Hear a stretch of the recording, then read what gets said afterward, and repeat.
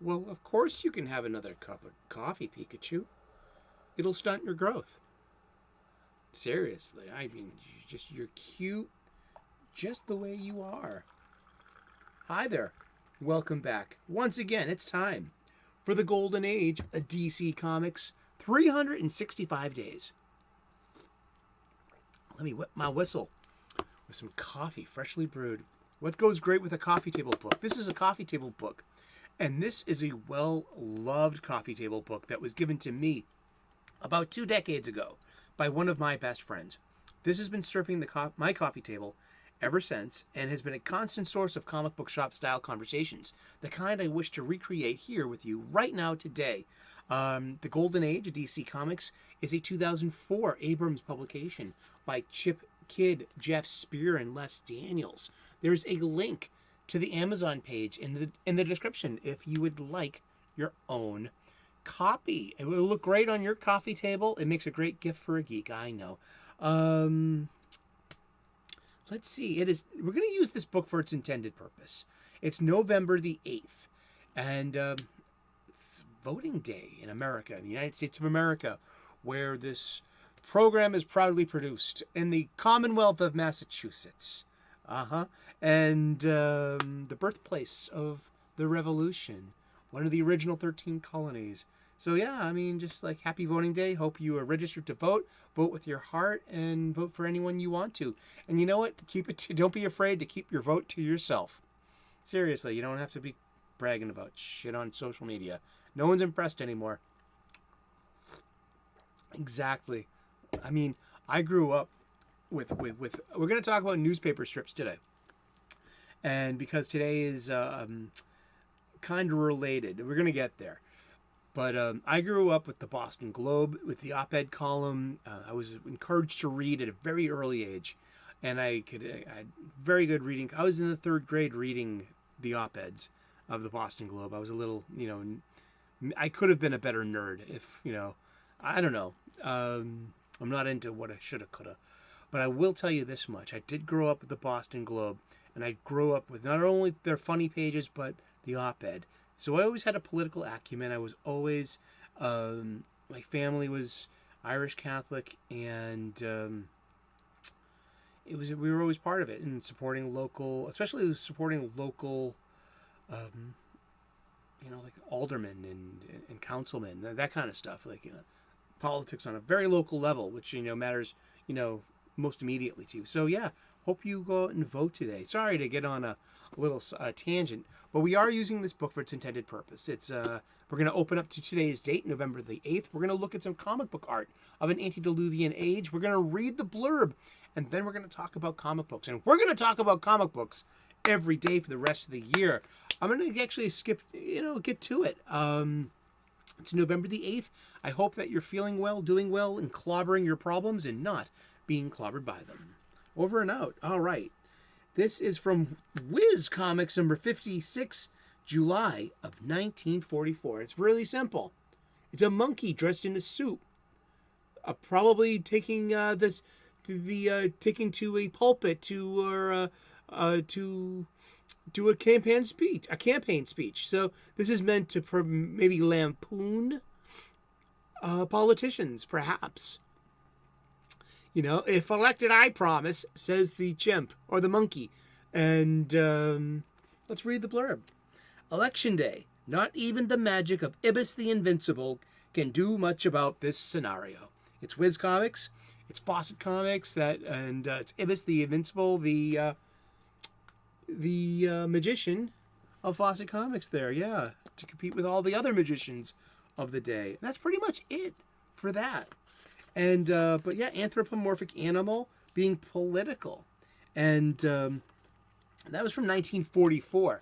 But more people would probably know the character I'm going to mention next because of newspaper strips. And remember, it's also DK week, so we have to get a little bit to Dark Knight Returns. And I'm actually going to do a part 2 when it comes to DK2. I forgot to mention something very important. And we're going to get to that. But yeah, have you ever heard of Pogo? Pogo, I grew up with Pogo in the periphery, being a big I read it, I knew about it. I don't recall like reading it because it ran in American newspapers from 1948 in the Golden Age to 1975. I'm going to read this from you guessed it, the wiki. All right. Pogo was a daily comic strip that was created by cartoonist Walt Kelly and syndicated to American newspapers from 1948 until 1975. Set in the Okefenokee Swamp in the southern United States, Pogo followed the adventures of its anthropomorphic characters, including the title character, a possum. The strip was written for both children and adults, with a layer of social and political satire targeted to the latter. Pogo was distributed by Post Hall Syndicate and it earned Kelly a Reuben Award in 1951. Pogo was definite satire, political, social satire. What is satire? Satire is a noun. It is the use of humor, irony, or exaggeration, or ridicule to expose and criticize people's stupidity or vices, particularly in the context of contemporary politics and other topical issues. That's my Google. I'm Googling. Yeah, so, this was most definitely a little satirical.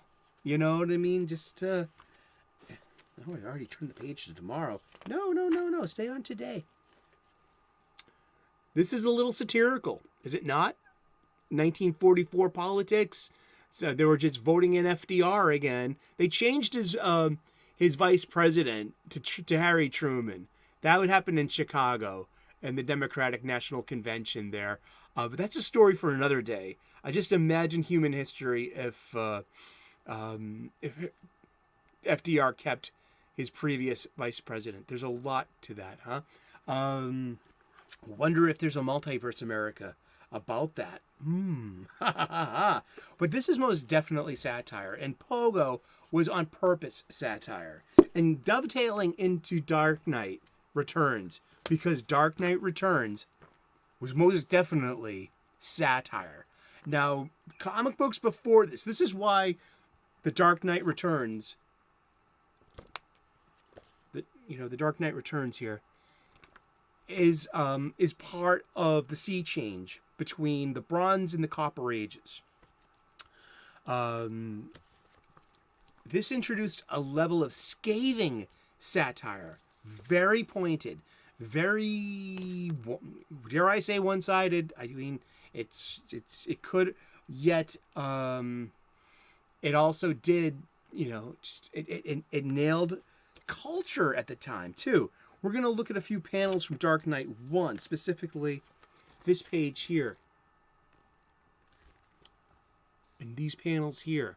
Those are television screens. So anything with that, because they had a different aspect ratio. So younger readers, younger viewers may not immediately recognize that as what we older people know as a television screen. So these panels right here are most definitely meant to convey to you in a visual shorthand that we are watching a TV programming. So this is meant to lampoon the birth of this 24-hour news cycle and how the political punditry and became entertainment and became this dissemination of just opinion and it nailed it then and it nails it now. But that's just one part of it that I wanted to mention, and this is the famous Carrie Kelly seeing the Jason Todd Memorial for the first time. Isn't that's storytelling? Those are 3 sequential panels. Doesn't that tell a story right there? I mean, that's sequential art. And lighting, light source. But yeah, what was the other one? Okay, we needed to go back to Dark Knight 2. The Dark Knight Strikes Again. For one reason, we needed to. I didn't bring something up. It wasn't on purpose. It was just out of sheer neglect. Okay, we all know this famous fight with the armored Batman versus Superman. So much so that it was like the entire purpose for Zack Snyder's second Justice League movie. Okay, so this we have to go back to DK1. All right, we're going back to DK1 for a second. So coloring, light source. So we start off DK1 with this perpetuating their relationship. At the end of the original Dark Knight, Batman has faked his death. But now Superman and the government knows that Bruce Wayne is alive and well. And so Superman comes back in to talk some reason. And Batman once again lets his fingers do the talking. And eschewing the giant armor. And opting for some kryptonite armored gloves. Great Batman level thinking. This is set shortly after the event, so it's about a year or two. So Batman has to be about 57 years old or so, maybe 58. And but what happens is that Superman gets beat up pretty badly by Batman. He just beats a message into him. And what happens is that Diana goes to console Clark. And they do something that they haven't done in a long time. Have sex. This is true. And this is something about Wonder Woman and how it goes back to Molston Marston and just Wonder Woman as a female archetype. Like, look at this is a pages long love scenes. This is climactic. He has taken her up to the stars. And what happened the last time they made love? Well, being a mystic force of nature, Wonder Woman is, of femininity as well. She's pretty much knows, or maybe she even has a superpower to ovulate when she wants. Who knows? Because the last time that they made love, they procreated and came up with Lara, the Supergirl. And we introduced this character in this book. And she was brought up in secret. Nobody knew about her. Not even Lex Luthor or Brainiac, who are the big bads of this book. And it's the future. It's the next generation that helps save today, with the help of of her father. But yeah, and in this, she purposefully, once again, conceives a baby. I'm pregnant again. They're just super fertile. Or it's just that could be a superpower in itself. It's kind of like, it's not really defined very well. Okay. And they begat baby Jonathan in this.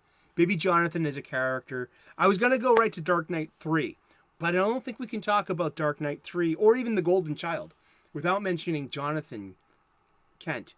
The first Jonathan Kent. We're not talking about John, the current Superboy, Super Son, second Superman Secundus, son of Kal-El, in modern DC Comics. This is not the same Jonathan Kent. This Jonathan Kent is like his sister, half Amazon, half Kryptonian, and it says something about femininity and about Wonder Woman's handling here, and that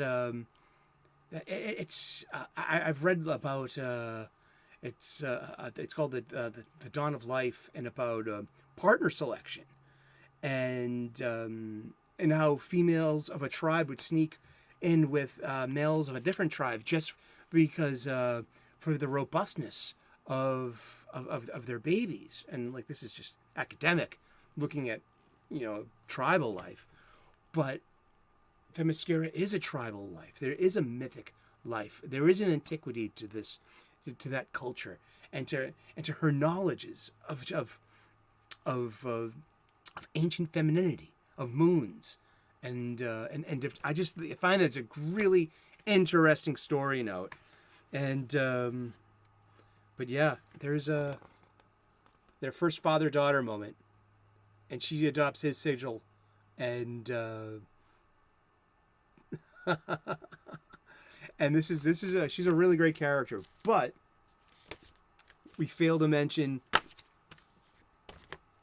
baby Jonathan, who is a character by Dark Knight 2. I mean, by Dark Knight 3, The Master Race. I was going to start this today, but no, we'll start it tomorrow. I mean, there he is. That's Wonder Woman. And she's fighting. She just fought and defended a Minotaur. And with the baby on her back. That's a Wonder Woman. I love this version of Wonder Woman. A mother. How could you not approach Wonder Woman and not have her be a mother? And she's a mother of two. A mother to a teenager and an infant. And there's so many women I know around that, that age. And they're, what appears to be their 30s and 40s that have that. I know, I mean, just, I see motherhood. It's just a really big missing part of being a Wonder Woman. And so we'll get to Dark Knight 3 tomorrow. And so, yeah, it keeps the... We'll get to that as well. We'll get to all of it. But yeah, I wanted to spend just a little bit more time talking about Dark Knight 2. I like it a lot. It's very comic booky, for what that's worth. It's very, very bright and vibrant. It's very Super Friends. It's like Super Friends meets Batman 66, but through this Frank Miller lens of the Dark Knight. You have to read it to believe it. Check it out if you haven't. It's in collection. These are just even on the cover. You know what I mean? Why haven't Superman and Wonder Woman hooked up? This goes there. Yeah.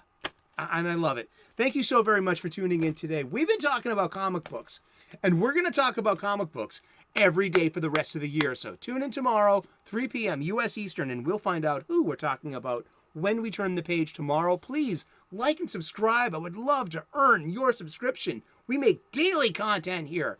We do. We make regular content as well. I talk about cooking, spirituality, purpose, planets, bunnies eating breakfast, anything that crosses my mind as well. So tune in. Thank you so very much. God bless. Namaste. Good luck. And we will see you again tomorrow in those funny pages. Cheers. Bye-bye.